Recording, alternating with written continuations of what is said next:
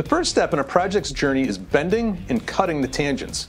But before we get started, our fabricators look at the plans and do some math to make sure the bends and cuts come out perfect.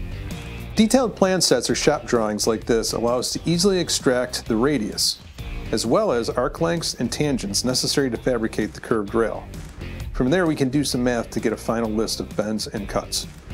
Next, our expert tubing fabricator, Steve, bends the tubing precisely to specification.